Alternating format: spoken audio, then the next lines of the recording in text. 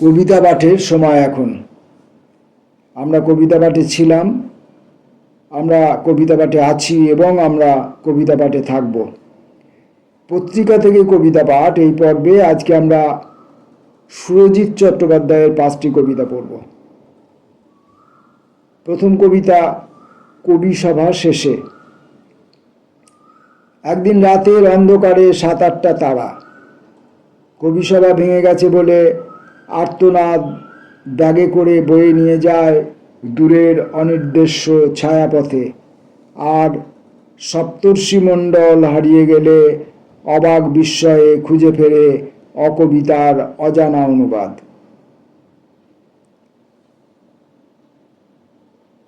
একদিন রাতের অন্ধকার 7-8টা তারা, এটি মুদ্রণ আছে এবং পূর্ণচ্ছেদ আছে।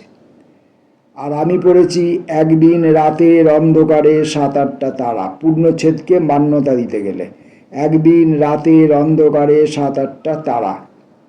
আর যদি পূর্ণচ্ছেদটিকে মান্যতা না দিই তাহলে একদিন রাতের অন্ধকার 7-8টা তারা, কবি সভা ভেঙে গেছে বলে আর্তনাদ ব্যাগে করে বয়ে নিয়ে যায় দূরের অনির্দেশ্য ছায়াপথে। আর সপ্তর্ষিমণ্ডল হারিয়ে গেলে অবাক বিস্ময়ে খুঁজে ফেরে অকবিতার অজানা অনুবাদ। বাকি অংশটুকু, শব্দ অচেনা হয়, অচেনা হয় শ্রমেরও ঘ্রাণ। মানুষকে মানুষের পাশে বসিয়ে দিতে কবিরা চায় না কখনো। মানুষকে মানুষের পাশে বসিয়ে দিতে কবিরা চায় না কখনো। বিষয়টাকে তারা হেরে যাওয়া বলে মনে করে, তাই লুকিয়ে পড়ে শতাব্দীর প্রাগৈতিহাসিক জঙ্গলে, অথবা দীর্ঘজীবী বটের ঝুড়ি হয়ে নেমে আসে অপরিচিত পাখির ডাকের মতো সন্ধিহান। আশ্লেষে বুকের পাঁচিলে লুকিয়ে থাকা আততায়ীর আগ্রহে। বিচ্ছিন্নতাবাদী কবি মানুষ থেকে মানুষের পরিচয় তুলে নিয়ে ঝুলিয়ে দেয় রোবটিকে টিপছাপ, যাতে মানুষের ওপর নিজেকেই মানুষ হিসাবে প্রমাণ করার দায় বর্তায়। কবিতা লিখে দেয় কৃত্রিম মেধা অপটু ভঙ্গিতে। শব্দের ভাঙচুরের ধাতব আওয়াজ ওঠে ওষ্ঠাধর জুড়ে। রোবটিরা জেনে গেছে যৌনতা মানসিক আশ্রয়, তাই ধাতব মননের সংঘর্ষে উদ্দীপ্ত হয় মেশিনের ঠোঁট, নাক, চোখের কোটর ও অন্যান্য অঙ্গ প্রত্যঙ্গের ধাতব সম্মোহন। এক কবিজন্মের শেষে আরও বহু কবিজন্মের ক্লোন তৈরিতে আসঙ্গ লিপ্ত হতে চেয়ে কবিরা তপস্যায় বসে। আর সপ্ত ঋষির মতো আকাশের অনেকাংশ জুড়ে থাকে তারা নক্ষত্র জন্মের খিদে। এক কবিজন্মের শেষে আরও বহু কবিজন্মের ক্লোন তৈরিতে আসঙ্গ লিপ্ত হতে চেয়ে কবিরা তপস্যায় বসে। আর সপ্ত ঋষির মতো আকাশের অনেকাংশ জুড়ে থাকে তারা নক্ষত্র জন্মের খিদে। কবিতা বা কবি 7টা তারার অন্ধকারে ক্রমশ লীন হয়ে যায়।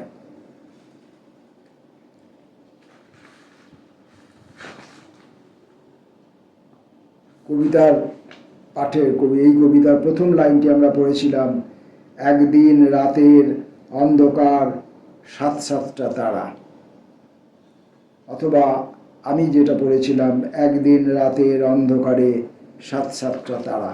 কবিতাটি শেষ হচ্ছে, কবিতা বা কবি 7টা তারার অন্ধকারে ক্রমশ লীন হয়ে যায়।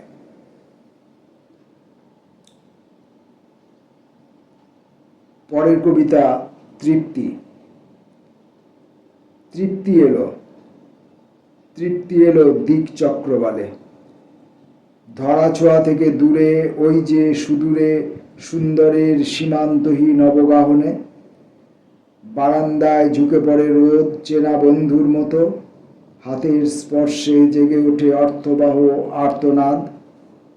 সে স্পর্শ তৃপ্তিহীন, এলোমেলো, সতৃষ্ণ, আলো বাতাসের ভাষা ছুঁতে চাওয়া।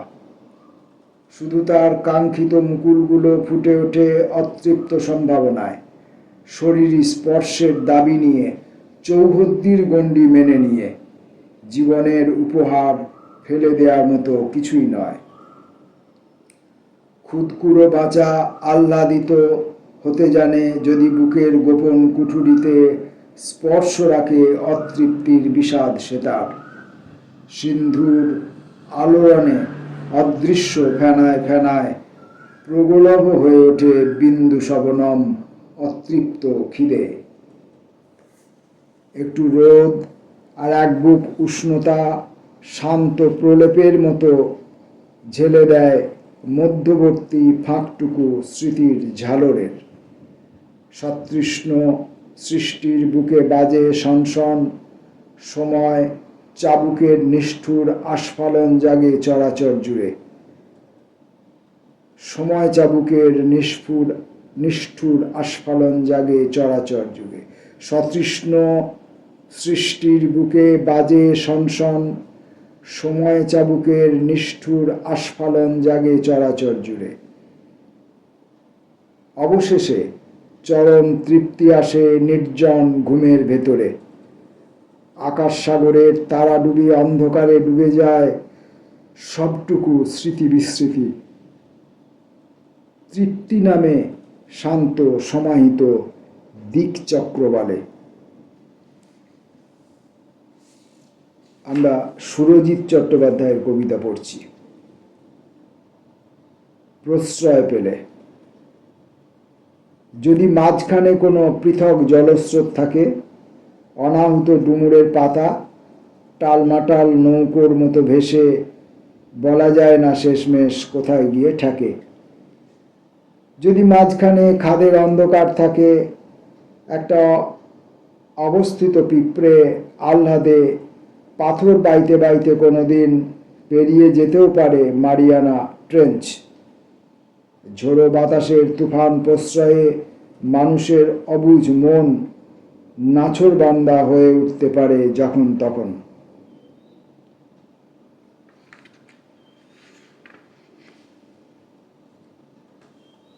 পরের কবিতা এবং সুরজিৎ চট্টোপাধ্যায়ের আজকের মতো শেষ কবিতা, মানুষ ও পাতা।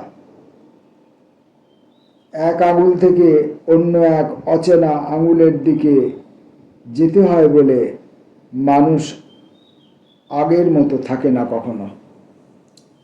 একটা পাতা নিশ্চুপ নীরবতা নিয়ে তীর তীর বাতাসে দোল খায়, হাসে।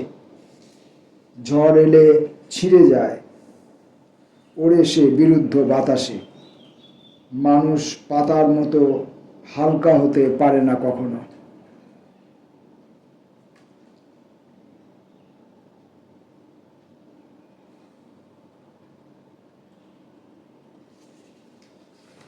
আমরা সুরজিৎ চট্টোপাধ্যায়ের, এটি শেষ কবিতা ছিল না, এটি 4 নম্বর কবিতা ছিল। পরের কবিতাটির নাম ধস। আবার পাথরের থেকে নির্মম ধস নামে। অবশ্য সব ধস চোখে দেখা যায় না। নির্বাক রাত শুধু জানে চুমুকে চুমুকে কখন শেষ হয় জীবনের মাদকতা।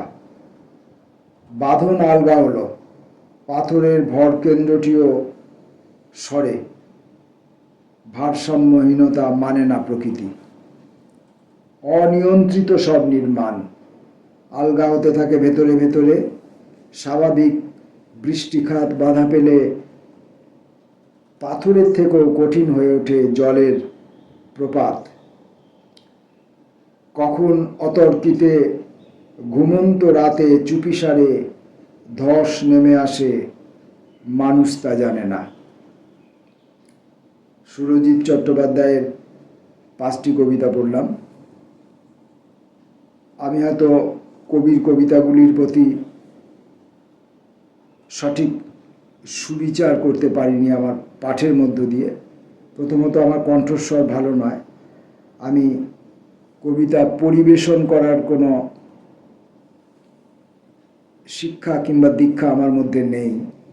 আমি শুধু কবিতাগুলোকে পড়ি এবং কবিতাগুলোর ভেতরে কবির যা বাণী আছে সেইটাকে খুঁজবার, সেইটাকে স্পর্শ করবার, সেটাকে ধরবার চেষ্টা করি।